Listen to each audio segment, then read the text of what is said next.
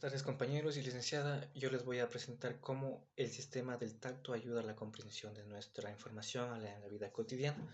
Bueno, comencemos. ¿Qué es el sistema del tacto? El sistema del tacto es una serie de sentidos en conjunto que nos ayuda a la interpretación de información. En este caso, el tacto nos ayuda a diferenciar la temperatura, superficie o cómo está compuesta algún objeto. Bueno, en este caso tomemos de ejemplo una fruta. En este caso yo voy a tomar la naranja. La naranja yo puedo sentir por las terminaciones nerviosas o receptores nerviosos de mi piel o de mi mano cómo esta está compuesta. Puedo decir que está compuesta, su corteza está compuesta eh, por una cáscara rugosa. También puedo decir que tiene una forma esférica al sentirla. Igual también puedo al aplastarla sentir su profundidad. En este caso no es mucha profundidad. Ya. ¿Cómo funciona el tacto al receptor de la información? Esto es por las receptores sensoriales ubicadas en la dermis. Primero está la epidermis y la dermis. La epidermis está en la superficie de nuestra piel que nos ayuda a sentir por inicio cómo es un objeto, en este caso la naranja. La dermis consta con los receptores nerviosos o sensoriales que ayudan a la información en nuestro cuerpo. ¿Y cómo viaja esta información a nuestro cuerpo? Viaja desde los receptores sensoriales ubicados adentro de la piel, obviamente, a través de nuestro brazo y llega a los nervios periféricos que están ubicados en nuestros dedos, obviamente por la piel que tocamos, ¿no? También llega, después de los nervios periféricos, llega a la médula espinal, que está ubicada a través de nuestro cuerpo por el sistema nervioso, que ayuda, que ayuda a la llegada de información al cerebro. ¿Cómo llega la información al cerebro? Después de la médula espinal, por el tracto espinotalámico, que nos ayuda a dar la sensación de esta fruta. Y después de eso llega el tálamo, que el tálamo es como un ascensor que nos ayuda a comprender cómo es la superficie que tocamos o el objeto que tocamos. Es como un ascensor que intersecta y recibe información. Y por ende, del tálamo llega a la corteza somatosensorial primaria del cerebro, en este caso que está ubicada en el lóbulo parietal, donde se interpreta la sensación, es decir, cómo nosotros sentimos esta fruta. Igual, después de llegar a la última fase, podemos nosotros interpretar la información cómo fue esta fruta, solo por el hecho de sentirla, que es el tacto. Podemos decir que está esférica o está fresca. ¿Cómo decimos que está fresca? Por el tacto, al sentirla que no está muy suave, al no estar fresca, estaría muy suave, es decir, ya estaría muy madura y no estaría apta para el consumo. También podemos decir que podemos recordarla al sentirla cuando nosotros probamos por primera vez la fruta que es la naranja a través de, de una condición, podemos ser de sed o alguna experiencia que tengamos. Nos ayuda a recordar aquel momento que nosotros consumimos, en este caso la naranja.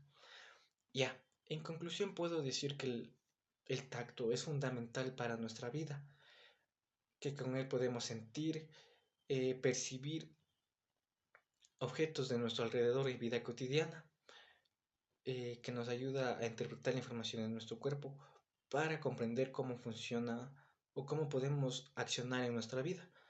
Eh, Espero haberlos hecho comprender cómo el sistema del tacto nos ayuda a comprender la información en la vida cotidiana. Gracias.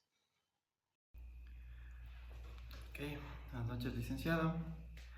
Mi nombre es Eric Paredes, me ha tocado la parte del gusto. Yo les voy a hablar acerca del gusto, qué es, cómo funciona, en qué áreas del cerebro se recepta. Ok, comenzamos con el sentido del gusto. Comienza en la lengua, donde se encuentran papilas gustativas, estructuras las cuales contienen células receptoras capaces de detectar sustancias químicas disueltas en la saliva. Estas células pueden reconocer 5 sabores básicos, los cuales son dulce, salado, ácido, amargo y umami. Recurrentemente escuchamos que ciertas zonas de la lengua receptan estos sabores, algo que es erróneo, pues realmente la única parte de nuestra lengua que puede receptar los sabores realmente son las papilas gustativas. No está determinado por una cierta área o por un cierto sabor que se puede receptar. ¿Okay?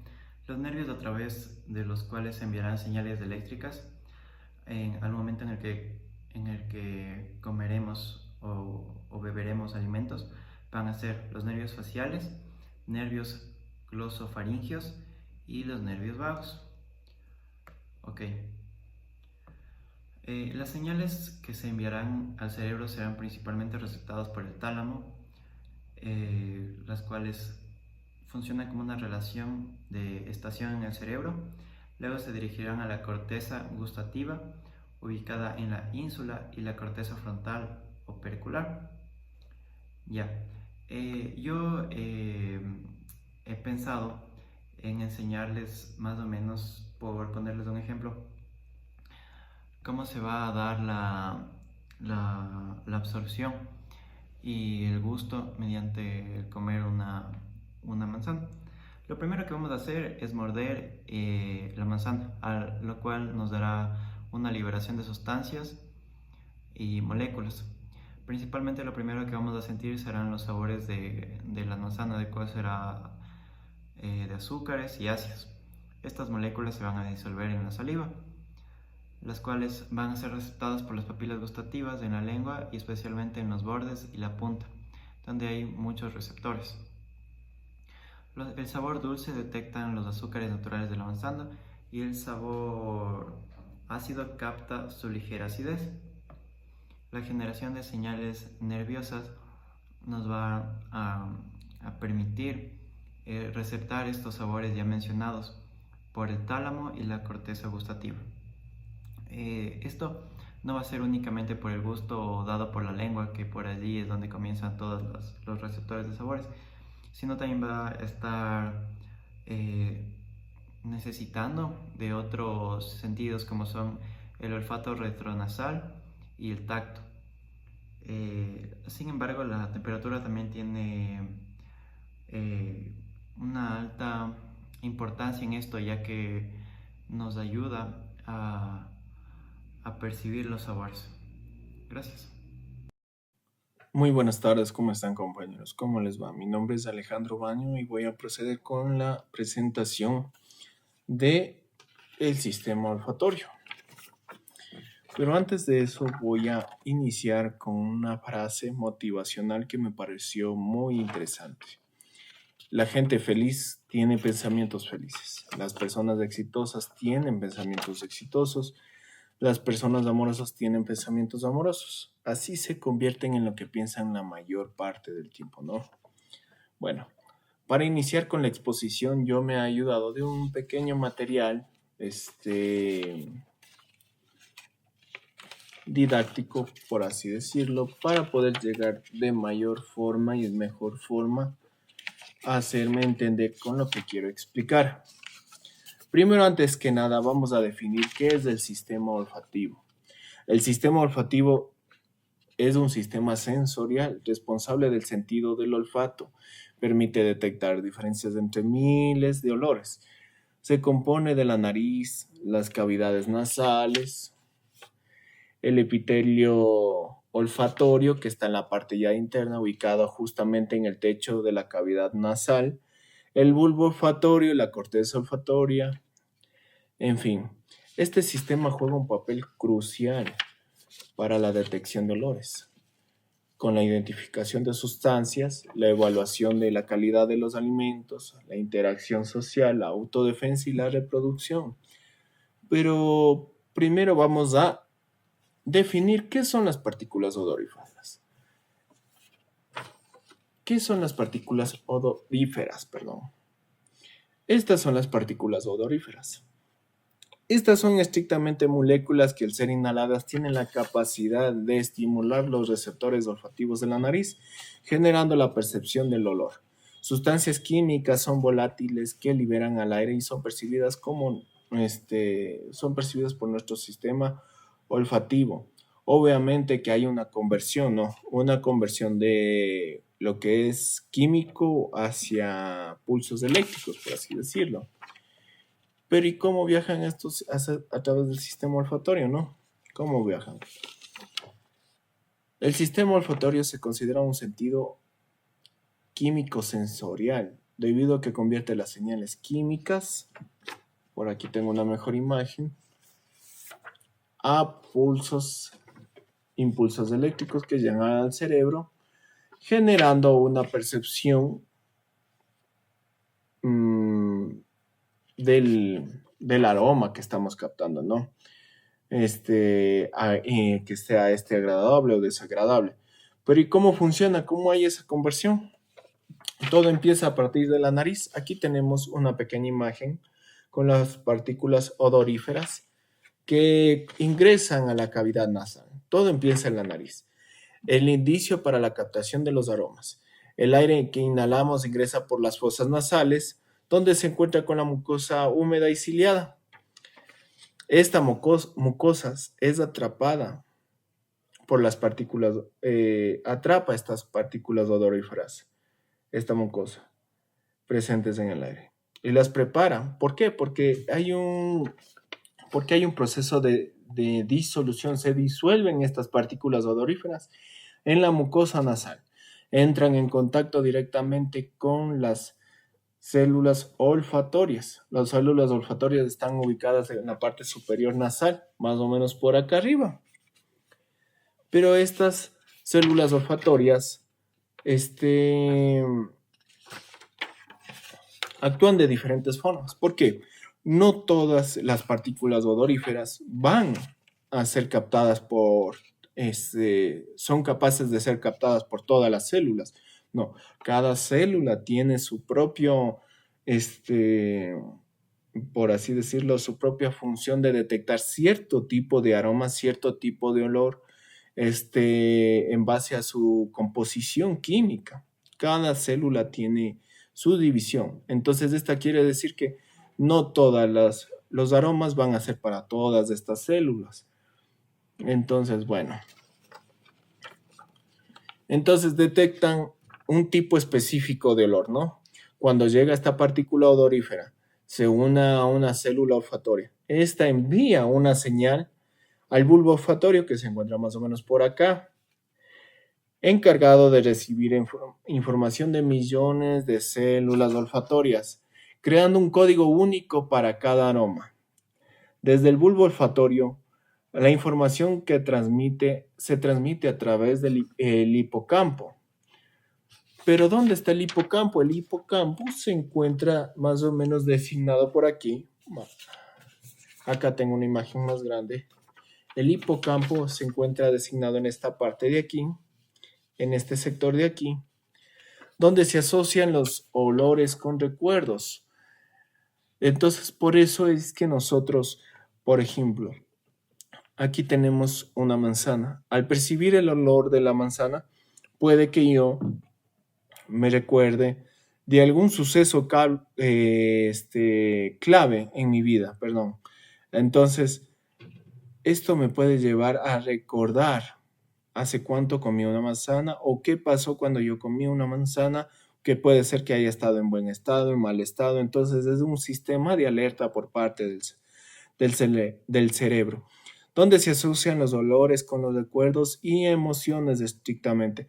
La amígdala, que regula la respuesta emocional con los olores, y la corteza prefrontal. La corteza prefrontal es esta partecita del cerebro que analiza e interpreta los olores, que permitiendo que reconocer y categorizar en aromas agradables o desagradables. Entonces es eso. Aquí tenemos una pequeña parte donde que está el bulbo olfatorio. El bulbo olfatorio, aquí está el glomero, el axono, la placa cibriforme, la célula basal, el neuronio, que son los receptores olfativos, y el dendrito, ¿no? El bulbo olfatorio, como yo había dicho, se encuentra en la cavidad superior de aquí, por así verlo, ¿no? Ahí tengo. Y el epitelio olfatorio se encuentra en la parte de acá abajo. Todo esto es del sistema olfatorio para la captación de aromas y olores. Y es por eso una de las grandes razones que nosotros asociamos los aromas con recuerdos del pasado. Todo esto en base a que es de alguna forma alertar sobre si un alimento está bien o está mal, qué pasó, qué no pasó, cuáles fueron las consecuencias de haber consumido ese tipo de fruta, por así decirlo en este caso. Entonces, eso es. Bueno, con eso finalizamos. Muchas gracias por su atención. Espero poder haber llegado a todos y que se haya entendido mi exposición. Que tengan un excelente día. Pasen bien. Hasta luego. Hola, buenas noches. A mí me ha tocado exponer sobre la sensación auditiva. En este caso vamos a hacer la demostración con un achotillo, el cual ponemos en el oído, acercamos, mejor dicho, a la oreja, y al frotar escuchamos un cierto sonido. Pero ¿cómo ocurre esto? Empecemos por saber que el oído es el sentido más importante, el cual nos ayuda a tener el equilibrio. El sonido empieza por una captación de ondas sonoras que están estas en el aire. El oído externo es quien las capta y estas ondas sonoras entran por el conducto auditivo. Al una vez ingresar, estas ondas hacen vibrar el tímpano y con el movimiento del tímpano, los huesecillos que están del oído medio. El oído se divide en el oído externo, medio y el interno. Una vez estos huesecillos del oído medio se mueven, mueven un líquido, un líquido del oído interno, que se le conoce como cóclea. Y este movimiento flexiona las células que están en la cóclea. Después de esto, el cerebro, este movimiento, estas ondas sonoras, estas ondas sonoras se transforman en impulsos eléctricos, y estos impulsos eléctricos son enviados hacia el cerebro, los cuales del cerebro los capta o los interpreta como sonido. Prácticamente esta es la forma en la que nuestro sentido de la audición funciona.